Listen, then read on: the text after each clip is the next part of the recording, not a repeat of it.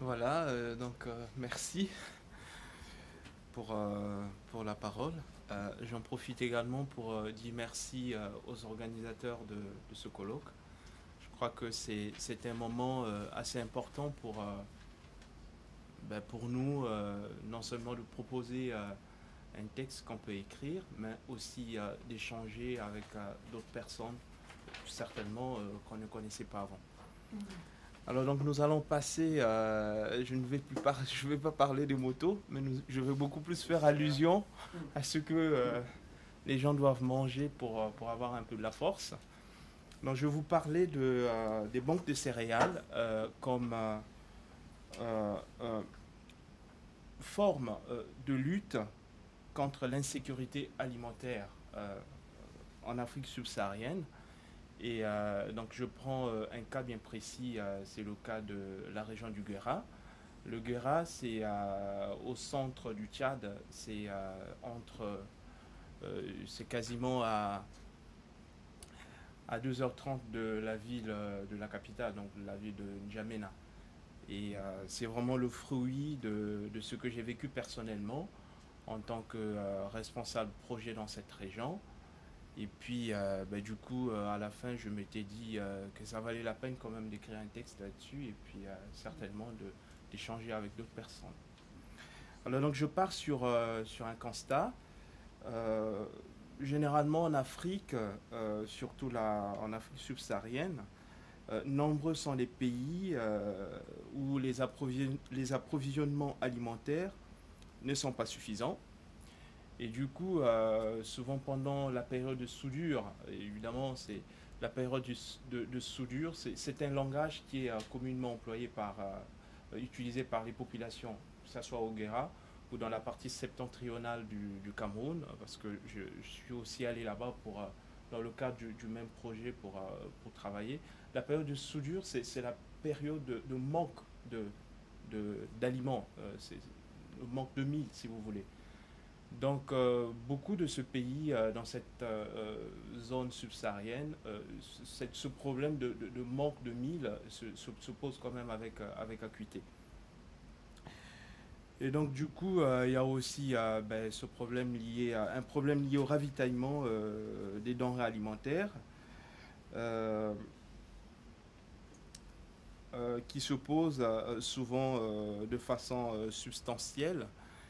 Et du coup, face à cette situation de pénurie alimentaire et de précarité de conditions de vie des populations, les défis et enjeux de la sécurité alimentaire dépassent généralement les régions, y compris les pays.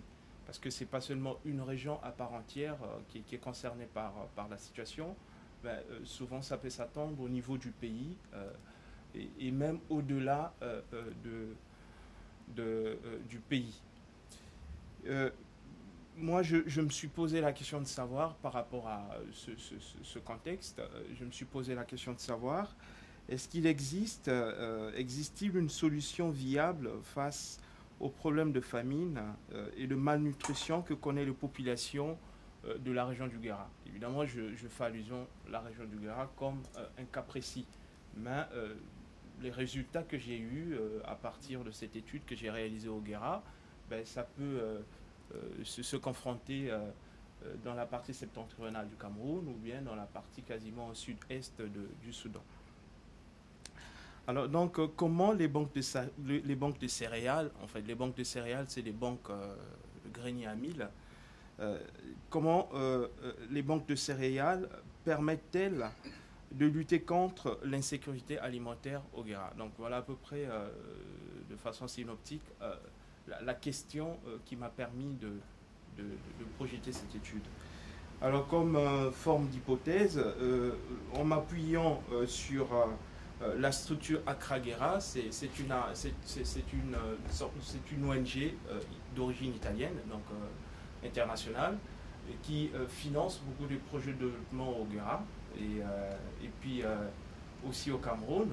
Donc, en m'appuyant sur la structure Accra-Guerra, euh, la création des banques de céréales constitue une solution efficace à la sécurité alimentaire dans la région du Guéra, en ce sens qu'elle améliore les relations sociales, d'abord, De façon aussi la façon de produire et de gérer le mil donc, pendant la période de récolte. Cependant, avec l'héritage que j'ai en socio-anthropologie, il y a quand même des données sociales qui prouvent que malgré l'envie ou le désir de vouloir donner le meilleur de soi-même, à long terme, cette solution des banques de céréales est confrontée quand même à certaines limites. Hein. Et c'est des limites d'ordre socioculturel. J'en ferai allusion tout au long du développement de ce travail. Alors, du point de vue méthodologique, j'ai fait allusion à une recherche documentaire et puis il y a eu une enquête de terrain, donc en posant des questions non seulement aux populations, mais aussi aux gens qui travaillent avec la population. Et puis il y a eu également une approche que je dirais une méthode génétique parce que je voulais comprendre un peu l'origine de ces banques de céréales. Et puis, je m'étais aussi confronté à une approche fonctionnaliste pour voir un peu quel est le rôle, la fonction que la banque de céréales peut jouer au sein d'une population. Alors, du point de vue de l'origine même des banques de céréales, les greniers communautaires sont en Afrique une invention coloniale, donc ça date vraiment de longtemps. Ils ont été intégrés dès les années dès 1910 lors de la mise en place des sociétés indigènes de prévoyance avec pour souci de lutter contre l'insécurité alimentaire prévisible et conjoncturelle. Bon, maintenant, au Guéra, plus précisément, la genèse des banques de céréales est beaucoup plus liée non seulement à la présence à la demande de la population, mais aussi à l'appui que la structure Accra Guéra a dû apporter pour faire face à cette situation. Alors, je me suis quand même dit, ça valait la peine d'expliquer un peu comment se fait l'établissement ou le choix des villages pour mettre sur pied une banque de céréales. Donc le choix des villages exige entre autres une évaluation des problèmes de ravitaillement et de l'intérêt des villageois par rapport aux problèmes précis qu'ils éprouvent.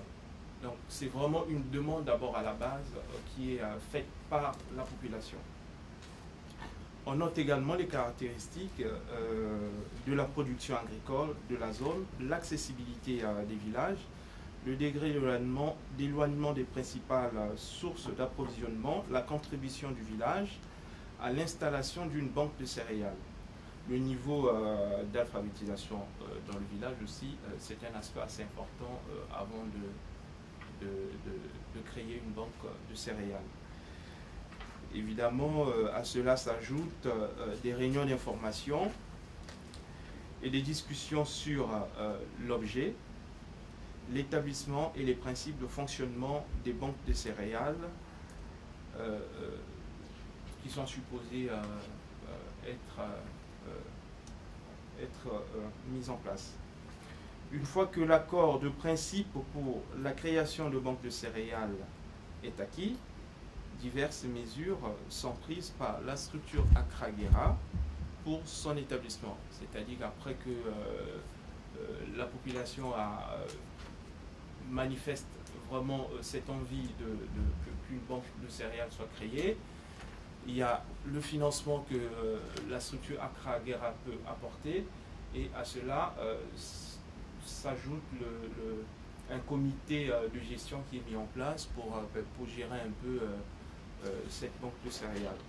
Alors généralement, en termes de financement, la structure Accra Guéra initie non seulement des banques de céréales au Guéra, mais la structure donne un crédit de 500 000 francs CFA, donc à la population, pour l'achat de 50 sacs de mil. donc à raison de 10 000 francs CFA pour un sac. Donc